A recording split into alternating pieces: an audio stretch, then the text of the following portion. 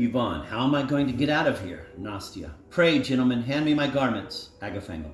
Here is your dress, your Imperial Highness. Nastya. Please be so good as to shut your eyes as I get dressed. Aside. Get in that chest, Ivan Ivanovich, and keep your trap shut. Aloud.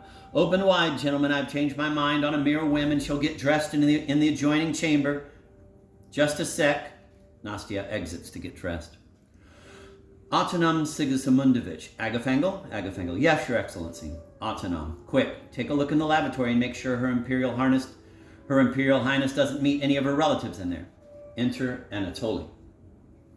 Papa, the wedding carriage is ready. Olymp. What wedding carriage? Anatoly. The one you booked to take Valerian and Varvara Sergeyevna to the register office. Olymp. What? Varvara Sergeyevna? Autonome. Dear, oh dear, they'll be here any minute. Olymp. What are we going to do, Valerian? Valerian. Papa, I don't know. My head is spinning. Olymp. Autonome, listen. Do me a favor. Explain to them diplomatically that you're very sorry, but the wedding's off. Autonome. Diplomatically? I'll try.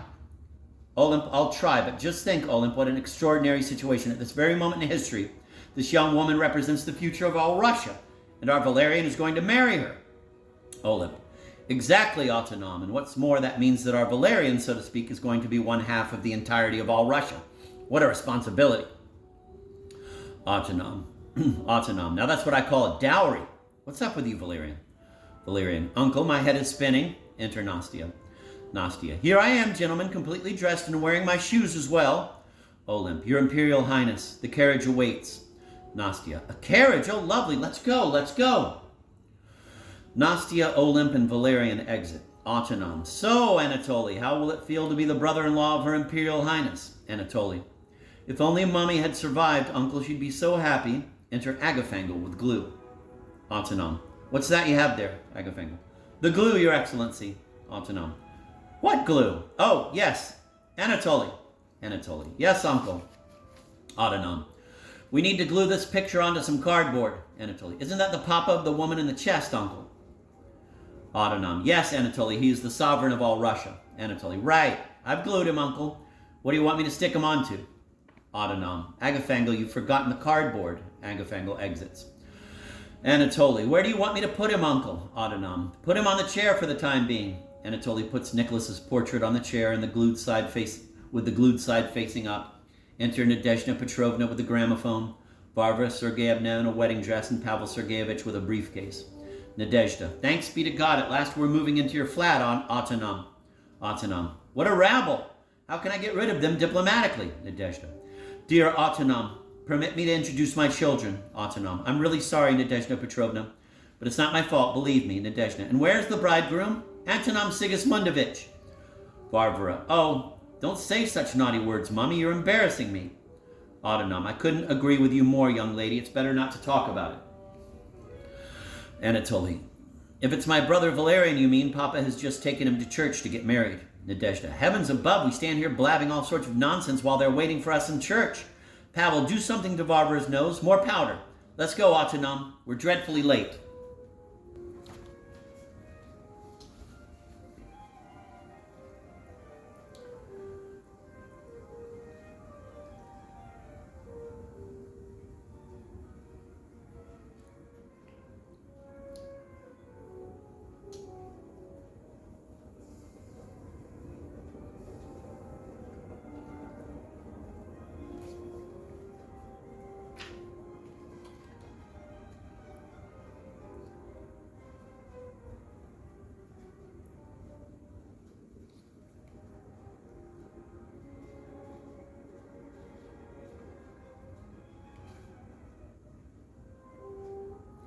Autonome. You see, Nadezhda Petrovna, I must explain to you. How can I phrase this diplomatically? There's going to be no wedding.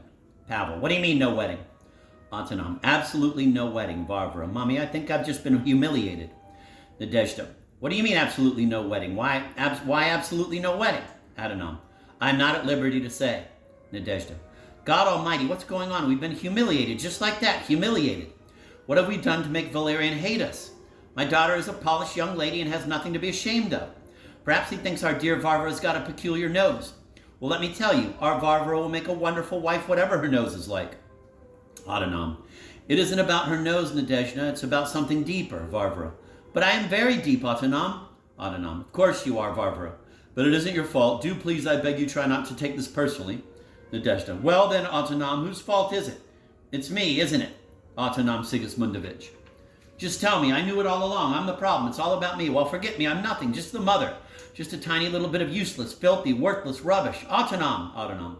I entirely agree with you, Nadezhda, but, Nadezhda, if I were Valerian, I'd just spit in my miserable little face and completely ignore me. Autonome. You're absolutely right, Nadezhda, but there's another reason. Nadezhda. What is the reason then, Autonome? That is a secret, Nadezhda, and I am not at liberty to explain, Nadezhda. Not at liberty? Pavel, dear, you're a celebrity now. Can you get some sense out of him, please? Pavel. You seem to have been leading us up, Pavel. You seem to have been leading us up the garden path, my man. Why will there be no wedding? Autonome. How dare you talk to me like this? Pavel. How dare I? Don't you know who I am? I am on first-name terms with the Third International himself. Autonome. I'm ruined. They're going to arrest me. Pavel. How dare I? I was an undercover agent during the October Revolution. Autonome. They'll shoot me, no doubt about it. Pavel. I even happen to be chairman of the Housing Committee. An official. Autonome. Forgive me, comrade, but I'm... Pavel. Silence! I am a member of the party. Anatoly. Silence! I am the brother-in-law of Her Imperial Highness, the Grand Duchess, Anastasia Nikolaevna. Pavel Sergeyevich collapses on the chair, terrified. Enter Stepan Stepanovich and his wife, Feliziata Gordievna, with flowers. Feliziata Gordievna. Christ is risen. Autonome Sigismundovich. Please let me kiss you. It feels like it's Easter already. Stepan. Forgive me for omitting the usual social niceties, but the future of Holy Russia is at stake. Enter Ilyinkin with his wife Ilyinkina. Ilyinkin. Gentlemen, for God's sake, tell us, is Grand Duke Mikhail Alexandrovich in the bag or not? Felizaveta Gordievna. Really, how could you ask questions like that so indelicately? Enter Zarkin, his wife Ariadna Pavlovna, Zarkinia, and the young Zarkin daughters, Tosya and Siusia. Ariadna Pavlovna. Honestly, those Bolsheviks are so impudent. I was walking with my husband in the street just now, and a militiaman was standing on the corner whistling away, pretending that nothing had happened. Enter Krantic Narkis Smaragdovich with a camera. Narkis Smaragdovich. Tell me, which way round is more elegant? Zarkin. What are you talking about? Narkis. I only wanted to capture... Stepan. To capture what? Narkis. The Renaissance. Ilyinkin. What Renaissance? Narkis. The resurrection of our long-suffering motherland, the rebirth of Tsarist Russia. And since this event is bound to stir the entire world, I felt a little photo opportunity was called for, having heard that Her Imperial Highness has honored us with Pavel. What Imperial Highness? Narkis. Calm down, I'm taking a photo. Autonome. Hold him. Agafangle. Enter Agafangle. Agafangle. Here, Your Excellency. Autonome. Quick, lock the doors and keep them covered. Agafangle stands by the door with the gun. Everyone. What's up? What's wrong? What's that? Autonome. Gentlemen, we've been overheard. Aradna. Who's overheard us? Autonome. The communists. Everyone. Communists! Feliziata. Run for your lives! They all rush to exit. Agafangle. Stop or I'll shoot. I'll shoot you all. Stepan. Help! We're surrounded. Narkis. I think there's only one of them. They turn to Pavel Sergeyevich. Nadezhda. Good people. Spare my son. He's a devout Christian, really. Autonome Sigismundovich, I tell you, he's only a communist looked at one way. From the other side, he's... Pavel. From the other side, I'm nothing of the sort. He stands up and bows. Nicholas II's portrait is glued to his backside.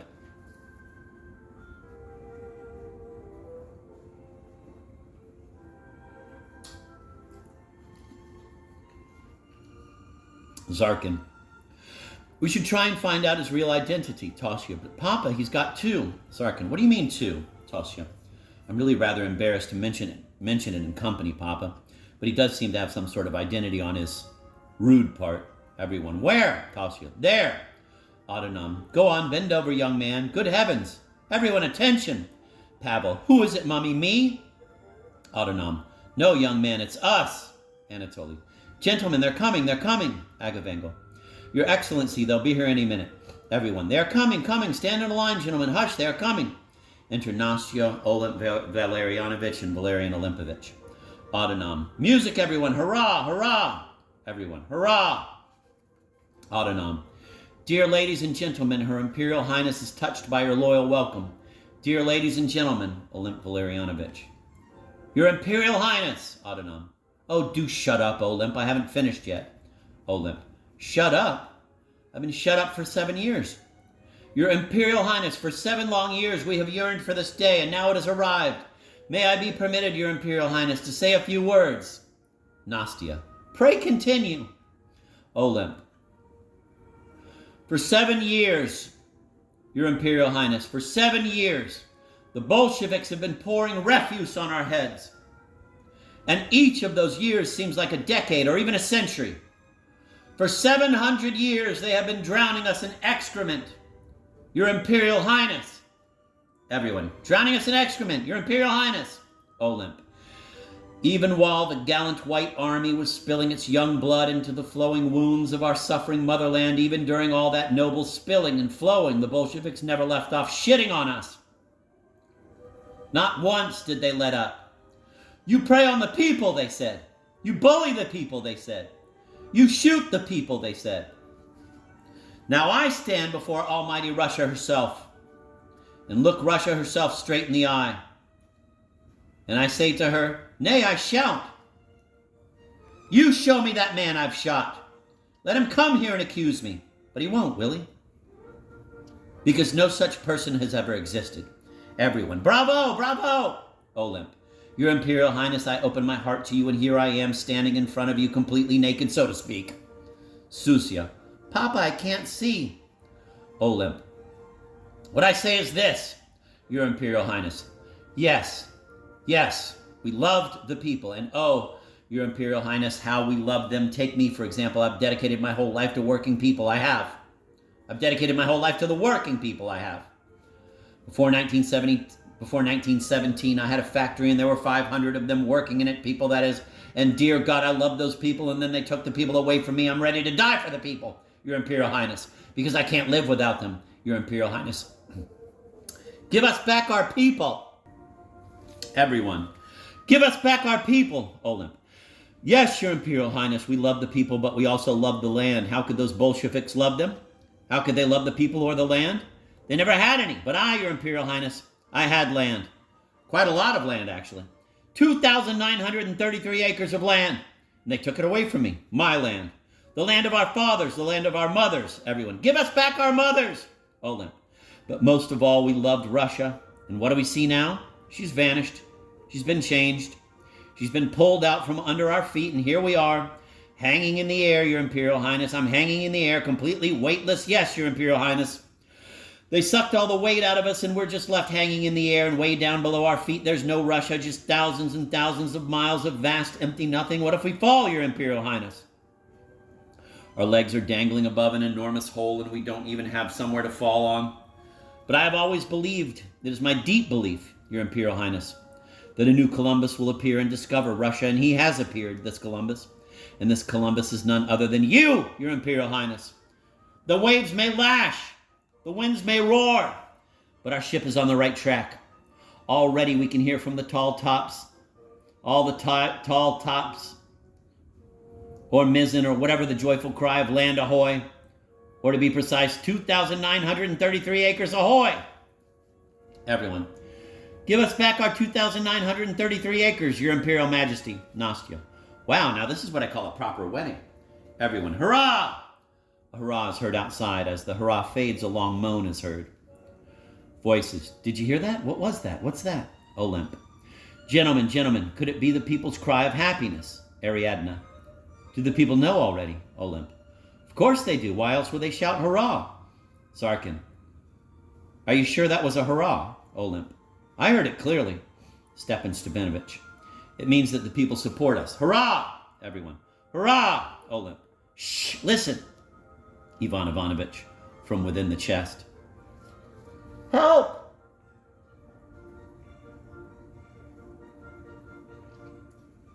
Zarkin. Do you hear it? Autonom. No, do you? Zarkin. Me neither. Stepan. Let's try listening again. Olymp. Listen. Autonom. The people are silent. Pavel. Women and men and even little children, listen to me. You see before you a hero ready to lay down his life for the revolution. Women and men and even little children, this slut is planning to seize the Russian throne, but she will sit on it only over my cold body. I am absolutely serious, Stepan. What is he saying? He's a madman. Your Imperial Highness, he's gone berserk, Pavel. Comrades, was our struggle in vain? Why did we die as martyrs in the red field of battle, we workers from the field and plow and chairmen of housing committees? Women and men and even little children, I absolutely refuse, as any Bolshevik hero would, to swear allegiance to this counter-revolution of generals, popes, and flat owners. Ilyankina. For God's sake, can't someone shut him up? Pavel. Comrades, no one can silence me. We will always, as one man, speak out against generals, popes, and flat owners, because this is what our great idea is all about, our sacred obsession. Women and men and even little children, you will never manage to strangle the spark of revolution while we exist. Me and my mother, that is, and do not think for one moment that I am only afraid of her. Nothing of the sort. Let's go to England. I wouldn't even be afraid of the Queen of England herself. You watch me, I can tick off the Tsar himself. You think that they can escape my vengeance by fleeing to distant climes? I swear to you, comrades, distance will not defeat me. Oh no, I'll tell all the Tsars, all the English one, the Italian one, the Turkish one, and the French one. Tsars, do you hear me? Aside. Mummy, what's going to happen now? Aloud. Tsars, you're all complete and total bastards. Voices. Arrest him, arrest him. Ilyankin. Gentlemen, it's a conspiracy. Arrest him, somebody. Nadezhda. Keep your hands off my son. He's just a little tipsy, Pavel. Tipsy? Who's tipsy? Me? Tipsy? Smell my breath, see? Not a whiff. That's really important, comrades. You must remember that I was absolutely sober. The crucial thing is that I made my great declaration whilst completely sober. And I'd like you to write down the following words.